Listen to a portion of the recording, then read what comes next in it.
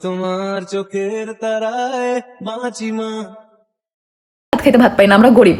আপনি তো so called পশ আফা, আপনি বোনকে নিয়ে ট্যুরে যান, বোনকে আইফোন কিনে দেন, অথচ আপনার বাচ্চা ল্যাংটা থাকে বাসায়, একটা ডাইপার কেনার টাকা আপনার হয় না, বাসায় একটা এসি লাগানোর টাকা হয় না, যে সুন্দর নাদুস নুদুস বাচ্চাটা শুকায় হ্যাংলা হয়ে গেছে, এত সুন্দর বাচ্চাটা কালো হয়ে গেছে, যে এখন ও এত কালো হয় নাই, ও জন্মের পরে আমাদের কাছে যখন ছিল। যে মানুষ বলে যে সর্বপ্রথম হচ্ছে আমি ইনকাম করে আমার বাচ্চার জন্য কিস্তিতে হলো, হ্যাঁ কিস্তিতে হলো একটা এসি কিনবে, হ্যাঁ সেখানে বোনকে আইফোন কিনে দিতে পারো। আখির ছেলে আয়াস নাকি কালো হয়ে গেছে, তাকে একটা ডাইপারও কিনে দিতে পারে না আখি। এইসব কথা লাইভে এসে বলেছিল তিশা। তিশার সেই কথার উত্তর দিতে এবার আখি তার ছেলে আয়াসকে নিয়ে একটা সুন্দর ভিডিও শেয়ার করে এবং সেই ভিডিওর মাধ্যমেই তিশার সেই কথার যোগ্য উত্তর দিয়েছে আখি।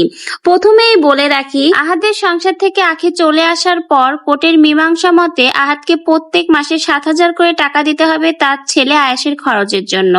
কিন্তু মাসের 5 তারিখ হয়ে যাওয়ার পরেও যখন খরচের টাকা আহাদ বা তিশা কেউ না দেয়, এরপরে আখি লাইভে এসে তাদেরকে টাকার কথা বললেই যেন রীতিমতো তেতে ওঠে তিশা এবং লাইভে এসে আখিকে নিয়ে অনেক বাজে বাজেও কথা বলেছে। আখি নাকি তার ছেলের যত্ন নেয় না, আয়াস নাকি তাদের কাছে থাকতে অনেক বেশি সুন্দর ছিল এবং গোলুমলু ছিল, এখন নাকি সে অনেক বেশি কালো এবং হ্যাংলা রোগা পাতলা হয়ে গেছে, এমনকি আখির নাকি ক্ষমতা নেই ছেলেকে একটা ডাইপার কিনে দেওয়ার। এ ধরনের রীতিমতো অনেক কথা এবার লাইভে এসে আখির উদ্দেশ্যে বলেছে তিশা। এর পরবর্তীতে আখি আবার তার ছেলে আয়াসকে নিয়ে ভিডিও করে এবং সেই ভিডিওর মাধ্যমে তিশার কথার যোগ্য উত্তর দেয়।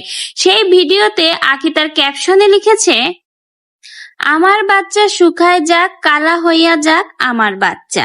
এরপরেই তার আর আয়াসের সুন্দর একটা মুহূর্তের ভিডিও শেয়ার করে। আখি যে কথাটা বলেছে একদমই ঠিক বলেছে, কারণ সন্তান যেমনই হোক তার মায়ের কাছে সে রাজপুত্র, আর আখি তার ছেলেকে কিন্তু অনেক বেশি ভালোবাসে। সন্তানকে তার মা ভালোবাসবে না তা ভালোবেসে যাবে কি? প্রতিবেশী এইসব আন্টিরা কিছু কিছু মহিলাদের দেখবেন তাদের নিজেদের সন্তানের প্রতি দরদ থাকে না, কিন্তু অন্যের সন্তানের প্রতি লোক দেখানোর দরদ খুবই উতলায় পড়ে। এরা হলো ডাইনি। কথাই আছে না, মার থেকে মাসির দরদ বেশি হলে সে হয় ডাইনি। এখানে তিশা আপা দেখুন আখির সাথে পেরে উঠছে না, তাই এখন আয়াসকে নিয়ে টানা হিচড়া শুরু করে দিয়েছে। ভাবা যায় মানুষ কতটা নিচে নেমে গেলে এই ধরনের কাজ করে। আর আখি তার পোস্টে যে কথাটা লিখেছে, ভিডিওর মাধ্যমে যেটা প্রকাশ করেছে, একদম ঠিকই করেছে, কারণ আখির ছেলের প্রতি আখির দরদ বেশি হবে না তাকে এই পাড়া প্রতিবেশীদের দরদ হবে। আর আখির সন্তান যেমনই হোক সেটা তো আর আমাদের তিশা আপার দেখার দরকার নেই, কারণ তিশা আপারা তো বলেই দিয়েছে সে সৎমা হয়ে কেন আয়াসের খরচ দিবে, তাহলে সৎমার কেন এত অন্যের বাচ্চার প্রতি নজর বলুন তো? আখি যে এদেরকে একের পর এক বাস দেয় ঠিকই করে, কারণ এই সকল মানুষ বাস খাওয়ার যোগ্য। যখন দেখে আখির সাথে পেরে উঠছে না তখন আখির বাচ্চাকে নিয়ে পড়েছে।